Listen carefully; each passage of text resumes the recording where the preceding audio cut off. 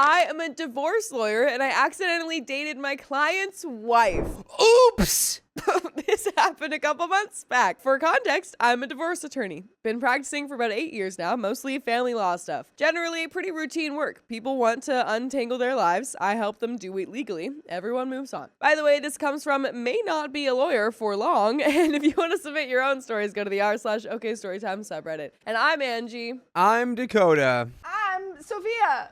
And we're here to give good advice goofily. But we don't have all the answers. We're just going to guess what we would do in this situation. Let us know what you do down below. OP says, let's flash back to last March. I took on what seemed like a straightforward dissolution case. Client, I'll call Dave, nice enough guy, been separated from his wife for over a year, just wanted to make it official. Nothing complicated, decent retainer, figured we'd have it wrapped up in a few months. Dave seemed reasonable, not one of those vindictive types trying to burn everything down out of spite. Around the same time, I'd been seeing this woman Sarah for a couple of months. Met her at a coffee shop near my office, really hit it off. She mentioned going through a divorce, but I didn't pry. Not exactly first date conversation, you know? She had a different last name from what was in my client files, so when I ran my conflict checks, nothing flagged. Everything was going great with Sarah. Really great, actually. We were taking things slow, but it was heading in a good direction. Until we scheduled the first four-way settlement meeting. Oh no. That's gonna be awkward. Oh no. Oh no. Oh no. I walk into the conference room with Dave, chatting about keeping things amicable, and there's Sarah, sitting across the table with her attorney. I literally just stopped mid-sentence. My briefcase slipped right out of my hands and hit the floor with this loud thud. And then all your papers spilled out of it, and then also the building lit on fire. And then you peed your pants. And,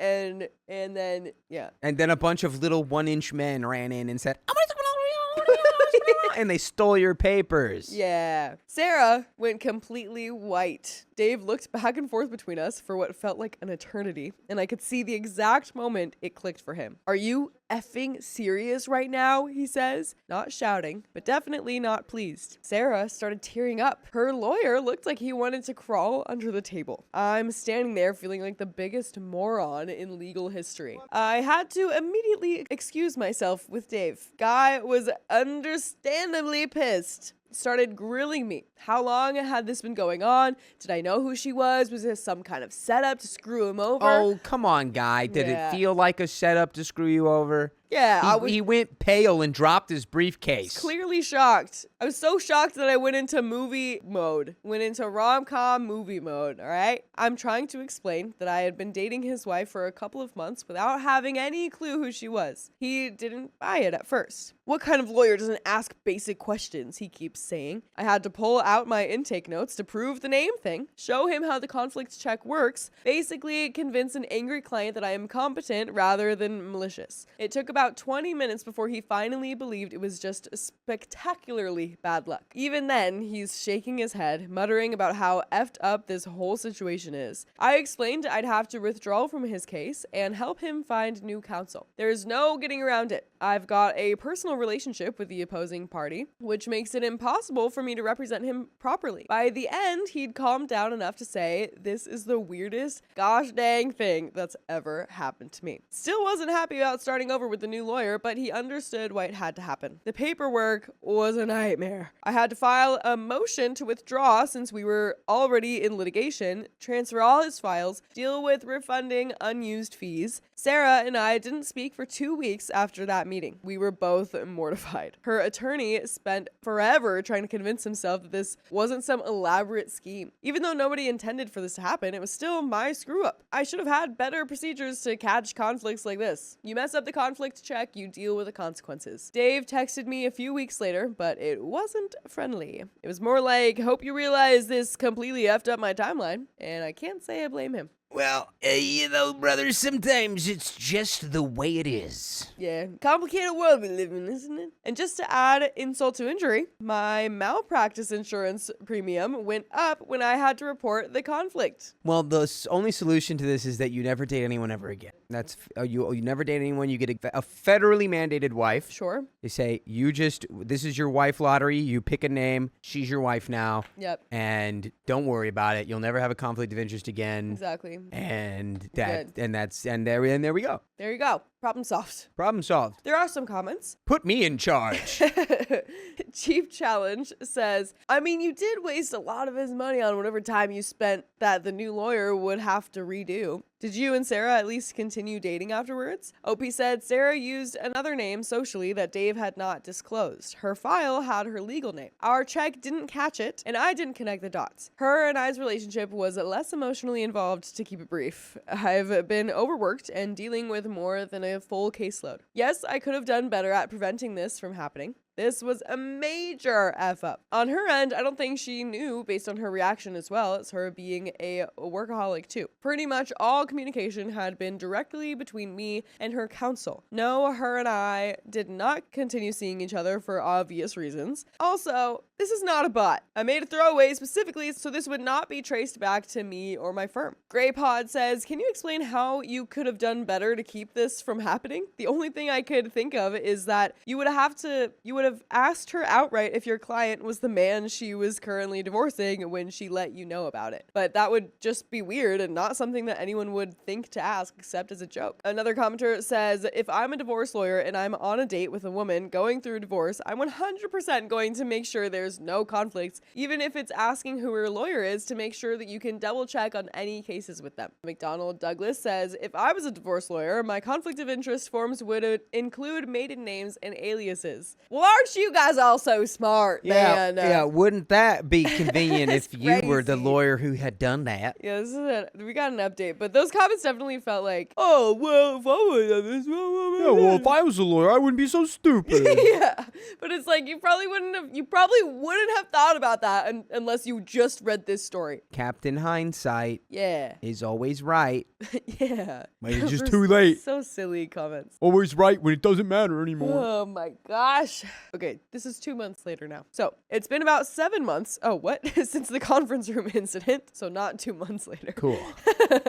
And people have been asking what happened. Short answer, it's been a mess. About 3 weeks after I withdrew from Dave's case, I got called into a meeting with the senior partners. 3 partners, our firm's general counsel, and a rep from our malpractice carrier on the video call. The managing partner slides a folder across the table. Opposing counsel reported a conflict of interest issue to the state bar under Rule 8.3. We've been notified of a disciplinary inquiry. F. Dave's new attorney filed the report. They don't get to decide what happens. They just report potential violations and the bar takes it from there. I have to explain everything. How I met Sarah, how we'd been casually dating for a couple of months, how she used a different name socially, how my conflict check on her legal name didn't flag anything because I never connected the dots. The general counsel is taking notes. Walk me through your conflict check process. I explain the intake procedures, how the system works, how Sarah's legal surname didn't match what she had told me. It sounds worse when I say it out loud. This is a clear model rule 1.7A2 issue. Marital limitation conflict, the general counsel says. You are correct to withdraw under Rule 1.16, but we need to understand how this wasn't caught earlier. The malpractice carrier rep unmutes. We'll need to document this as a circumstance that could lead to a claim. It'll be noted when your policy comes up for renewal. Great. It's like, how did I not know who she was? Because her name is like Cassandra, and she was going by Fiona. You know, what do you want from me? There's a lot of Sarahs in the world. All right. You should have So shown many. me a picture of her, maybe. So many Sarahs. Okay. We didn't know each other. I didn't want to ask about her divorce. From now on, I'll ask my client, show me a picture of your ex-wife so I know I'm not banging her. Yeah.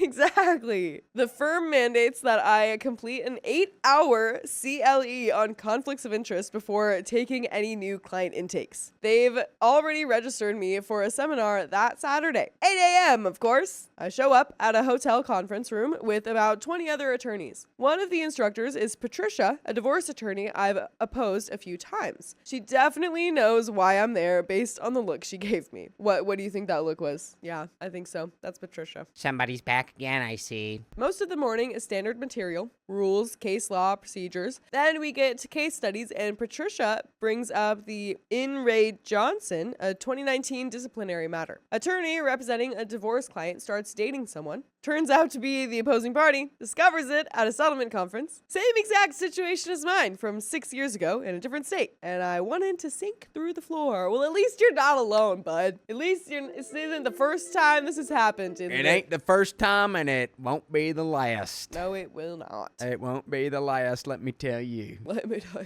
you. At lunch, another attorney mentions he heard about something similar happening at a firm in town recently. I wonder who that could be. He doesn't know it's me, but clearly the story's getting around. I finish the seminar, pass the exam, bring the certificate back to the firm. A few weeks later, the bar sends a letter. The inquiry is closed with a private caution, basically a warning that stays in their files but isn't public discipline. Could have been worse. My malpractice premium went up about 15% when it renewed in September. The carrier cited the reported disciplinary circumstance in the renewal letter. The firm implemented some new procedures for me specifically. For the next 6 months, I have to get conflicts pre-cleared by the general counsel before taking on any new client. They also added mandatory AKA/nickname fields to our intake forms and conflict check system. That's very smart, honestly, just in general. It's very smart. It's smart to check the system. Yeah. The worst part isn't the official stuff, though. It's that people know. Not everyone, but enough. I have been called the coffee shop lawyer twice at bar events. Last month, opposing counsel asked if I'd met the other party before with this look on her face. What's the look? Yeah, that's it. That's the look. Have you met the other party before? Yeah. The story's definitely circulating. Some versions have me engaged to Sarah. One has me not finding out until trial. It's becoming one of those cautionary tales people tell each other. By the way, you don't need any caution when listening to full episodes with stories like this one. I got it. We're good. Just go to Spotify, iHeartRadio, Apple Podcasts, or whatever your favorite podcast app is, and search OK Storytime. Or just wander the earth until you find us. Yeah, you'll find us eventually. I haven't dated anyone since March. I deleted the apps. Before I did, I matched with someone who mentioned her divorce, and I immediately asked who her lawyer was. She unmatched pretty quick. Can't really blame her. Dave, if you see this, sorry, man. I'm sorry, I man. really didn't know. Oh, man, I'm sorry, man. I hope things worked out okay for you. Sarah, hope you're doing well. Everyone else, just ask the basic questions. Run proper conflict checks. Verify AKAs. It's not worth it. We do have some comments from the Boru. The Boru. Don't know what that is. On Boru. The Boru. Best of Editor Updates. The best of Redditor President updates. Great. Nixon. Comment number 1. My cousin is going through court with her ex, and every time a new name appears on the paperwork, she calls me, and the two of us hit up social media and Google like we're the FBI. I cannot imagine not doing that in this day and age, even just to get an idea of who they're up against. And that's the end of that story.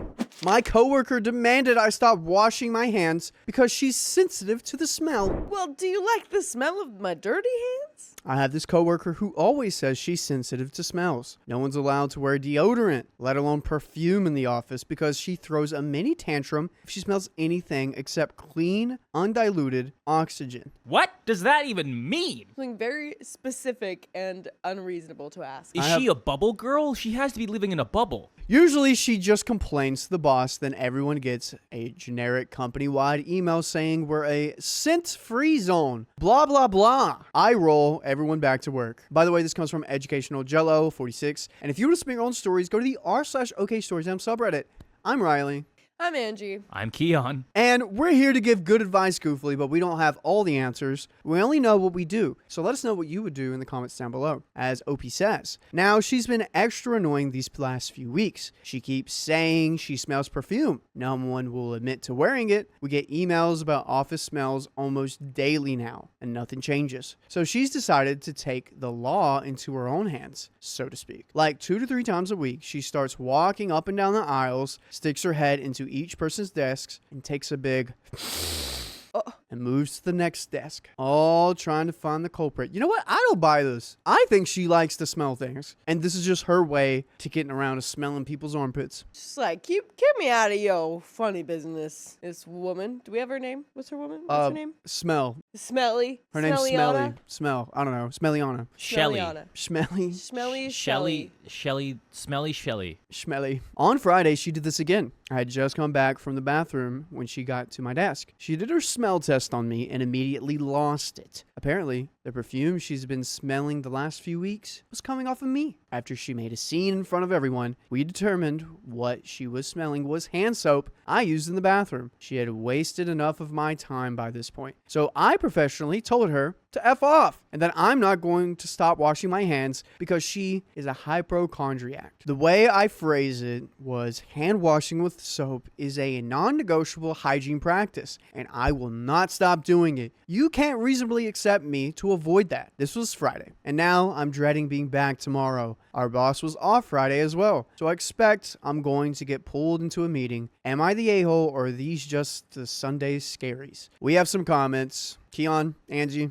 The fact that you're being clean Yeah. Dude. and it's still like too bad for her. Right? What? And it's the soap that's in the company bathroom too. So it's like, Yeah. okay, we'll take it up with the janitors then. I was gonna don't say, know. Yeah. if one person, like if everyone's complaining about someone's hygiene or they smell, that's one thing. But this is one person's like vendetta to be Yeah. like everything must go my way Boiler room. or Yeah. else. Yeah. And with something so small like this, it's like, be a remote worker at this point. Go home and do your work there because I'm washed my hands after I peed. Be like That- Riley. yeah. Come in a hazmat soon. You know? Yeah. Honestly, it helps. Honestly. Comment 1, not the a-hole. If there's an issue with the scent of the soap, whomever stocks it will have to get unscented soap. Although at this time, I'd say your workplace is justified in requiring medical documentation. Otherwise, it's time for you and your coworkers to file a complaint of intimidation and her creating a hostile workplace. Reply, if she actually had a problem with the soap, wouldn't she have smelled it in herself when she washed her own hands after using the restroom?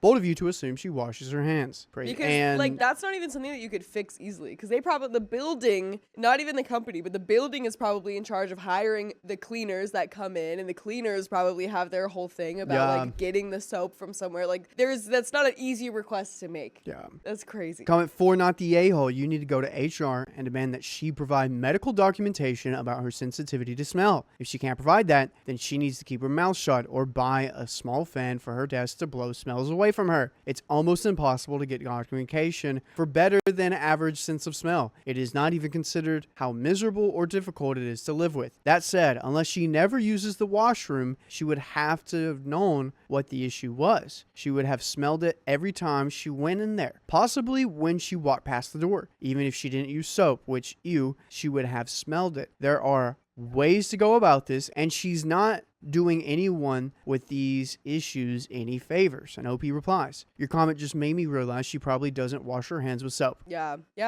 Tell her the next time she complains about your soap. Also, this woman has a gift. Yeah. She has a smelly gift, and she honestly probably should work somewhere else. Like for the FBI or something.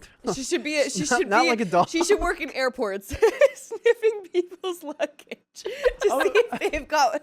I was thinking like food companies or something where they smell things. I don't know. That could work, too. Forensics. I don't know. Okay, so updates. I saw a few people asking for updates. So here it is. It's not too exciting though. LOL. As I suspected, I got called into a meeting with my boss and the coworker today. I work at a small company, so we don't have a dedicated HR department, and our boss handles these kinds of issues. We ended up figuring out what happened. The maintenance guy for the building put new soap in the bathroom a couple of weeks ago. That lines up with when the coworker started smelling perfume in the office. So every time someone used the bathroom and washed their hands, she thought the smell was perfume. Probably by this time, she noticed the smell and did her investigation. The smell would mostly be gone. It's only hand soap and honestly doesn't smell strong. So she could never pinpoint the source. On Friday, she happened to do her smell test on me right as I came back from the bathroom. So it just happened that the smell was still strong. My boss just ended up buying new hand soap, I think, to smooth things over and place the bottles in the bathrooms. He asked everyone to please use the new unscented soaps until they can get the new ones in the bathroom changed. The coworker was making a bit of a scene during the meeting. She kept thrusting her finger at me and saying things like, "You don't respect me. You don't take my issues seriously," which is honestly true. I don't take her issues seriously.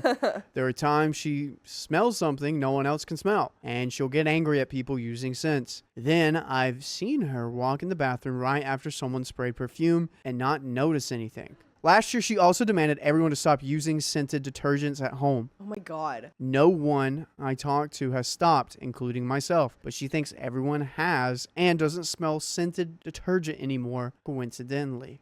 Anyway, I'm a professional at work, so while I don't actually take her seriously, I don't express that. I feel like she was just projecting her issues with other coworkers onto me. We're not friends, but I don't treat her any differently. I don't even join when people are talking crap about her, which is a lot, lol. The only reason I sit near her is because everyone else has asked to move within a few weeks because she's so difficult. Wow. I can tolerate her, so it's been my desk for a while. I asked her to explain what I did that makes her feel like I don't respect her. She couldn't come up with an answer because there isn't one, and kind of just stumbled on her words. Then I asked when I can expect an apology for embarrassing me on Friday and accusing me of not respecting her today. She ended up just walking out, and when I got back to my desk, her purse was gone, so I guess she just left for the day. By the way, you can't leave, ever, because we have more stories just like this on your favorite podcast platform. Just search up OK Storytime on Apple, iHeartRadio, or Spotify right now. We have so many hours. So many. So, also, this didn't click until I was reading some comments on my original post, but I guess this whole situation means she doesn't wash her hands. Otherwise, she would have smelled the soap right away. I'm glad I never had any of her stuff at the potlucks.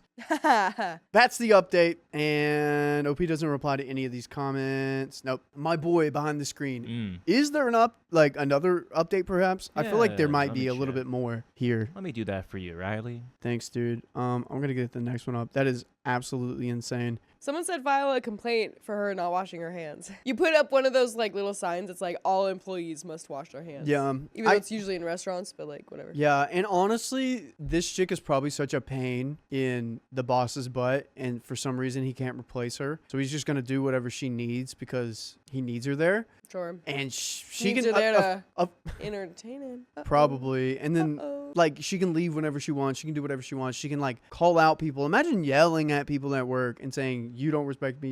Yeah. And like Yeah. letting that just roll off. Yeah, literally. So no update. No update? This God. was posted 10 days ago. So. No Gotta be way. boinking, It's dude. fresh. It's Bro, just gotta we should- be happening. We should PM her and be like, "Yo, we need to talk. Can you please hop on the pod?" That'd be Yeah, so funny. Honestly. If you'd like, be like, "Hey, we just read your story. Would love to I can do learn that. more about this." Yeah. She probably won't answer, but Would love just at least just tell us if she's fired or if they're boinking. That's the Yeah. two things, very least, I need to know. yeah.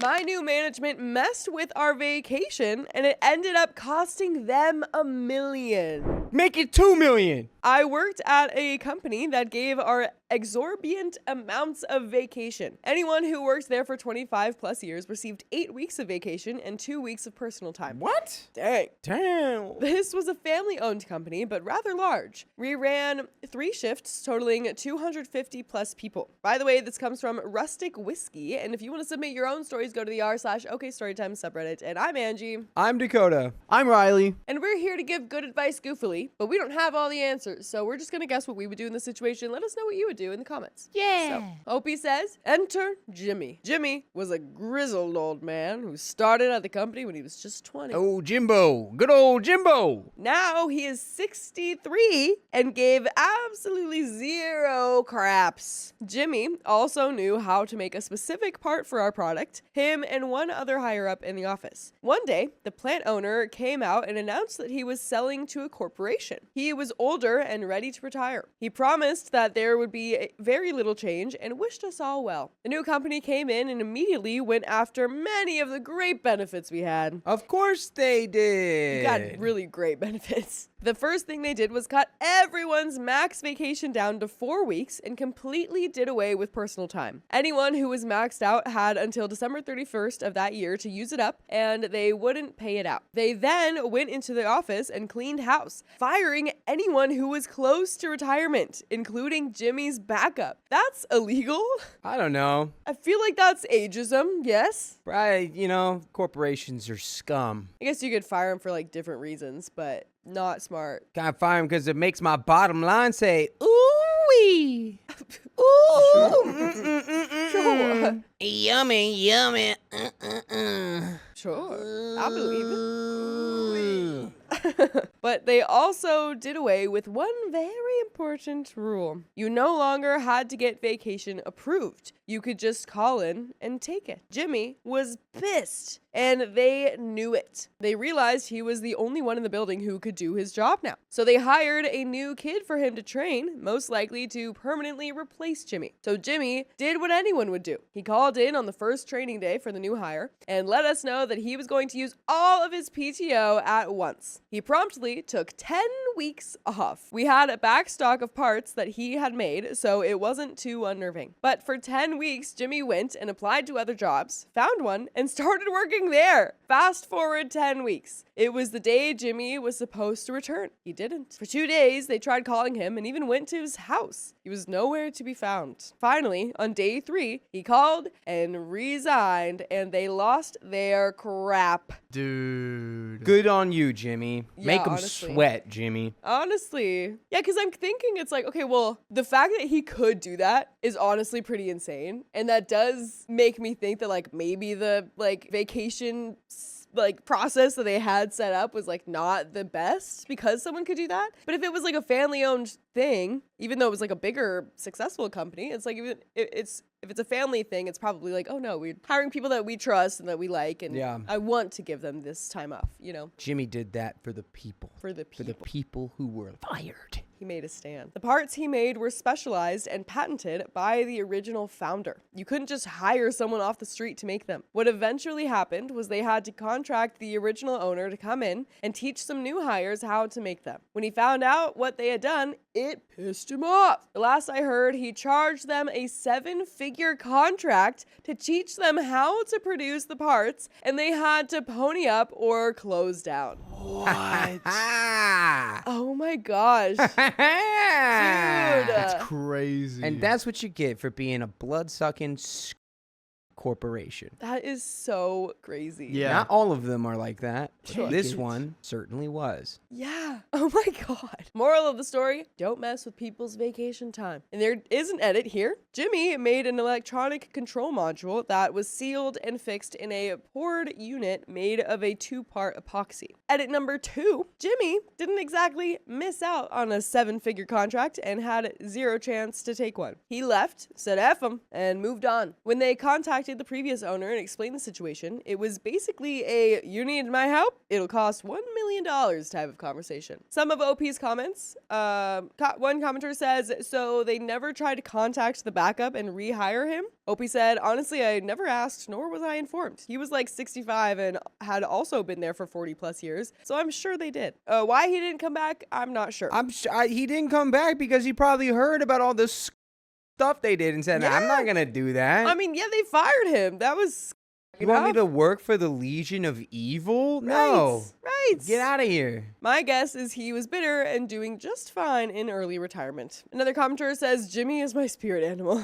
You wish. OP says our factory was next to another factory. In between them was a giant gravel lot owned by the city, and they let both factories use it for excess parking. One time, Jimmy was walking out of the building, and a coworker told him that their boss was coming to find him, or to let him know that he needed to clock back in and stay over to finish some work, which was about 2 to 3 hours. Jimmy hustled out to his truck and waited. When the boss walked up, Jimmy looked him in the face, pulled a 40 out of a cooler in the bed of his truck, and slammed it. Now, I didn't get to see this. I was just told about it. Rumor has it that they just stood and stared at each other for a minute before the boss shook his head and walked back in. Since he was in the gravel lot and not on company property, there wasn't anything that they could do. Jimmy was a hard butt. Another commenter says, I'm cool with not being taken advantage of, but Jimmy was being a wiener in this instance. Or worked at a place that he didn't like or respect and probably should have quit a long time ago. Brother, did you even read the story, nincompoopas? No, he didn't. No, he didn't. The nincompoopas didn't even read the story. Head nincompoop at Nincompoop University. I bet he doesn't even know how to read this nincompoop. Because after this, Jimmy shouldn't be driving himself home. Hey, if your company F's you around, I get it. But if they're halfway decent, you could return the favor. For the rest of us who want decent places to work, who don't hate the world every morning we wake up, OP responds, I have no idea if he drove. His wife worked across the street and his brother worked there with him, so I honestly couldn't say. He did leave his truck there at the end of the week a lot and ride with others to the bar or a river, so I couldn't tell you. I never saw him drink and drive, but that doesn't mean he didn't. On the other hand, I completely agree with how he handled it. He was already clocked out for the weekend and halfway to his truck when they decided to make him stay overtime. He could have said no, but he made a statement instead. The company was bad about alerting you to overtime. They'd come out while you were waiting in line at the time clock and pull you for a double. And this was before the takeover. Out of all the good reasons to work there, that was one of the few bad things. Another commenter says firing everyone at retirement age is majorly illegal in the US. Age discrimination. Opie says, well, here's the thing. I live in an at-will state. They can come in and fire you at any time and are required to give zero reasoning. They usually give you BS reasons though, such as we've eliminated this position or the company is going in a different direction. They never say you're too old to cover their own butt. Granted, you could take it to court, but you would probably lose. It's sad and unfair. In edits, I should have stated this earlier, but I didn't think it was relevant. They fired other people as well, probably 10 to 15 people who had worked there for over like 10 years. But the thing is, they hired people to replace almost everyone that they fired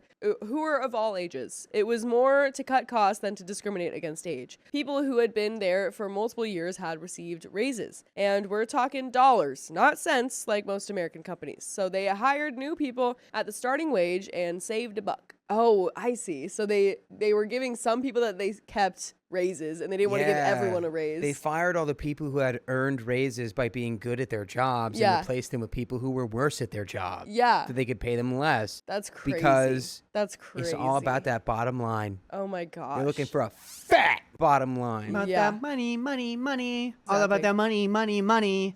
Gotta be that money, that money, money. bottom line. That money, money, Smack money. that bottom line.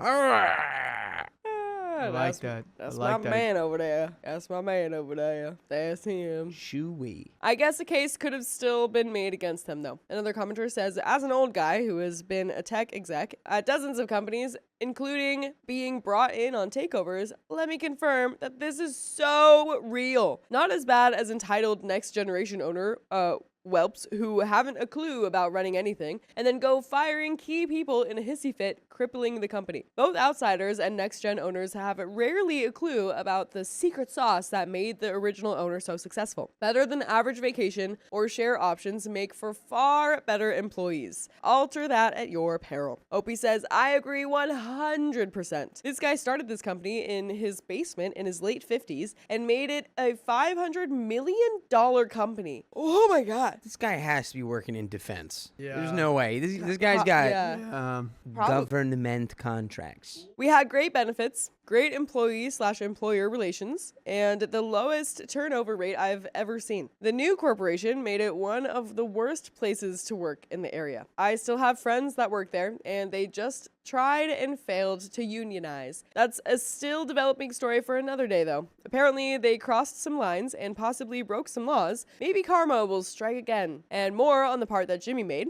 It was a control module that was handmade and had to be sealed to be dropped into a 2-part epoxy. They honestly probably could have reverse engineered it, but my guess is they were crunched for time. I know we had a lot of backed up orders in multiple departments. And we do have an update for over 4 years later. Oh, yeah. I hope they go under or they like get new, better management or something. I just want to know what's up with Jimmy. I hope Jimmy's I owning the place. I hope we're checking in with Jimmy. Yeah, if he's still willing to work, I hope he's owning the place now. He owns his own place now. He started a different place. He owns There you that go. place. There you He go. went to the new place, owns that place. All right, updates. 4 years later, over 4 years later, Jimmy is still around. Yeah! I see him from time to time, especially at the local watering hole. Yo! Yeah! What? Classic Jimmy. He's still and is still his old self. The company we worked for had a major restructuring about 2 years ago, and things have gotten better there, so Jimmy went back. I myself have moved on to bigger and better things, but after constant contact from their new HR and talent recruitment program asking me to come back, I've decided to at least have a sit down with them. I showed Jimmy this post one night, and his reaction was comical in itself. He said, "Those F-tards didn't know who they were messing with. They sure as heck know now." Yeah. Yeah, that's right. Yeah, man. That's Jimmy. You tell him, Jimmy. Take in mind, he was probably 2 buckets in at this point. And you could be 2 buckets in listening to full episodes of stories just like this one on Spotify, iHeartRadio, Apple Podcasts, or whatever your favorite podcast app is. Just search OK Storytime. You'll be there, 2 buckets in with Jimmy. 2 buckets with Jimmy. And there is a little bit more to the story, but do you have any final thoughts, either of you, before we go on? Go Jimbo. Go, Jimbo! Go, Jimbo! Let's go Jimbo. At the time of his re-employment, they were shaking things up due to a scare that the employees had brought a union in and were gearing up to vote on the matter. Part of his stipulations for going back were the reinstatement of all the benefits he had lost and the dealing with 2 of the problem higher-ups, an issue that had been brought up by several other employees at the time.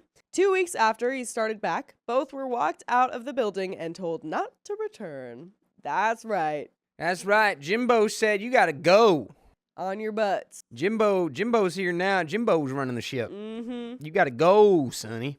I can imagine the smile on his face as he waved goodbye to both of them. I'll be working by his side in the near future if things go well. Maybe I'll even ask for more vacation time. And that's the end of that story. That was a good one.